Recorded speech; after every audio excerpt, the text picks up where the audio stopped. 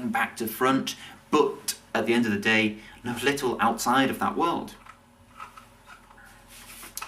So it's about decentralisation, it's about democracy, it's about forward-thinking reform, and it's about empowering people. This is what people are talking about in the Middle East. It's what people are talking about in the Occupy protests. It's even what people are talking about in business. From the last issue of January, The Economist said that the latest buzz phrases at the top of business, and I quote, are humble leadership, servant leadership, and bottom-up leadership. And in fact, prior to the 2010 general election, all three major party leaders were talking about being liberals in the sense of decentralising power. But now we've got a coalition of two of the most liberal parties in mainstream politics. And still we're seeing top-down reforms of the NHS, which both promise not to do. Still, we're finding local councillors can't make changes unless Westminster agrees. Still, we're finding that MPs can't propose new ideas unless their party whips allow it, unless rich lobbyists don't oppose them. And members of the cabinet have left a free slot in the legislative timetable. Still, we're finding that prime ministers are anything but first among equals. And so I have to conclude that the system needs reform.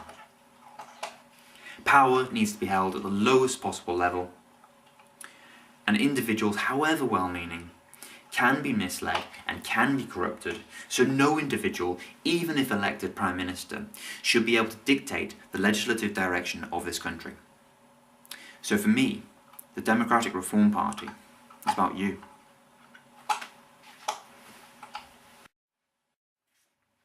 Hi everyone, thanks for coming today. I've got a few words I'd like to say. I didn't manage to remember the speech, unfortunately, so you'll have to bear with me while I read it out. Won't take your time long, so please do bear with me, and any questions you have after, please feel free. Now, as someone just starting out in politics, I don't want to have to tell you that we're living in difficult times, but you know that we are.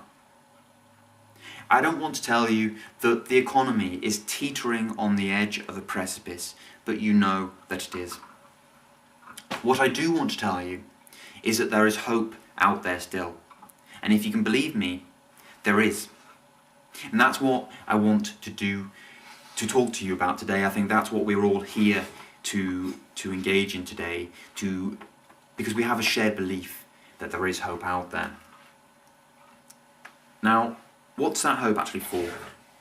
You may have heard me talk about hope for increased happiness and well-being, and it's great that this is finally being seen as something that can be measured.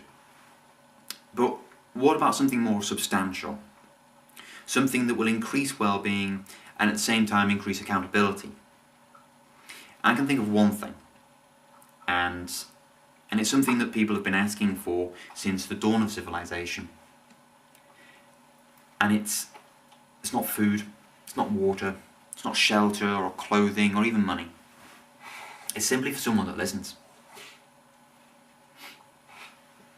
It's for a government that knows when food is scarce, housing is too expensive, or jobs are too hard to find, not because it hears it in the tabloids, but because it listens.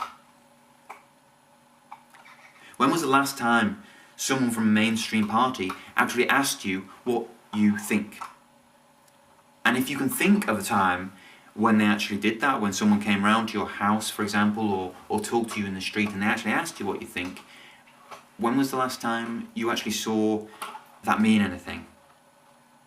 Was it actually something that they pursued, that they took on board?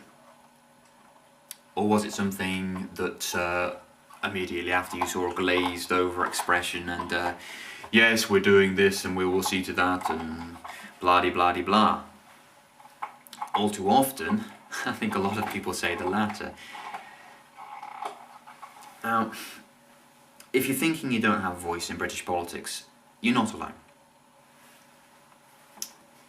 According to WriteToThem.com, roughly 40% of councillors and MPs don't respond to their communication from their constituents. And then they wonder why people don't participate. I mean, this is a site that